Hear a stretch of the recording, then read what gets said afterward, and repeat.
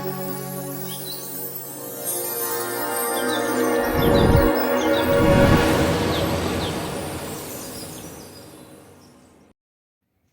वालेकुम। आज का जो हमारा टॉपिक है वह है कुरान एंड बायोलॉजी। ठीक है, इसका मतलब है कि बायोलॉजी के बारे में हमने यहाँ पढ़ा है कि जो बायोलॉजी है वो स्टडी ऑफ लाइफ होता है। ठीक है, इसमें हम पढ़ते हैं कि किस तरह जो है, या फिर हम कह सकते हैं ओरिजिन ऑफ लाइफ। ठीक है, कि हमने देखना है कि बायोलॉजी जो है ये लाइफ का जो ओरिजिन है वो कैसे हुआ, किस तरह हुआ, और कुरान पाक में उसका क्या फरमान है। कुरान पाक उसको किस तरह हमें समझाता है कि जो लिविंग थिंग्स हैं, जो ज़िंदगी है, वो किस तरह वजूद में आई।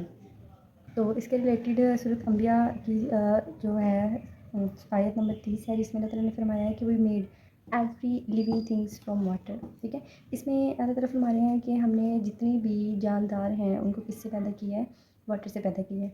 ठीक है, तो अब यही बात अगर हम बायोलॉजी में बात करें, या हम बात करते हैं कि साइंटिस्ट जो हैं वो इसके बारे में क्या उन्होंने डिस्कवर किया है, इसके बारे में उनका क्या पॉइंट ऑफ व्यू है, तो हमें पता है कि साइंटिस्ट क्या कहते हैं। ठीक है, जो अब तक डिस्कवर हो गया है कि जो हमारा जो ह्यूमन बॉडी है, ये जितने भी सेल्स हैं, ठीक है, उन सेल्स यानी कि जो सेल जो होता है ये फंडामेंटल या बेसिक यूनिट होता है लाइफ का। ठीक है, इन्हीं सेल से मिलके जो है वो पूरी बॉडी बनी हुई है।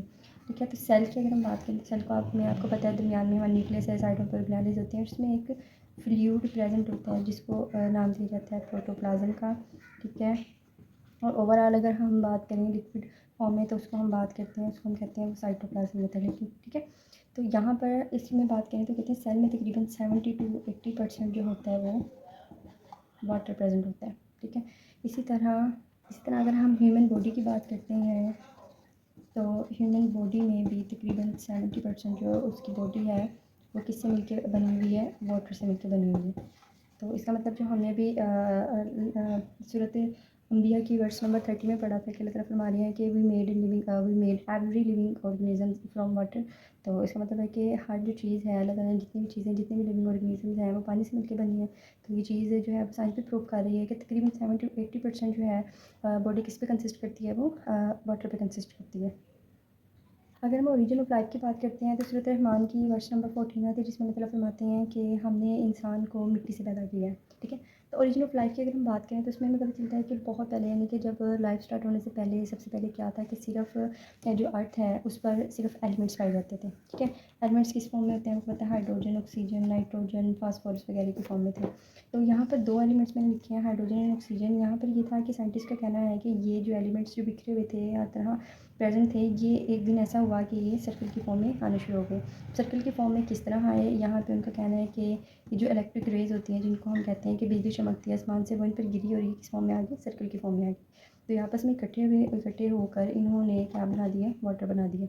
अब ये जो वाटर था इसने इर्द गिर्द के जितने भी सब्सटेंसेस थे, लाइक हम कह सकते हैं कि जो मिट्टी या क्ले वगैरह था उसके साथ जो है वो इंटरेक्ट किया। देन जो सबसे पहला हमारे पास लिविंग ऑर्गेनिज्म जो इन्वेंट हुआ था वो हुआ था बैक्टीरिया की फॉर्म में, जो कि ठीक है बैक्टीरिया से वो कहते हैं कि नेक्स्ट जो है वो लाइफ प्रोसीड की है। बैक्टीरिया से नेक्स्ट जो है वो फर्दर डेवलपमेंट होती रही है, और क्या हुआ है कि लाइफ का लेकिन जो ओरिजिन है, यानी कि लाइफ कहाँ से स्टार्ट हुई थी, वो कहते हैं बैक्टीरिया से स्टार्ट हुई थी।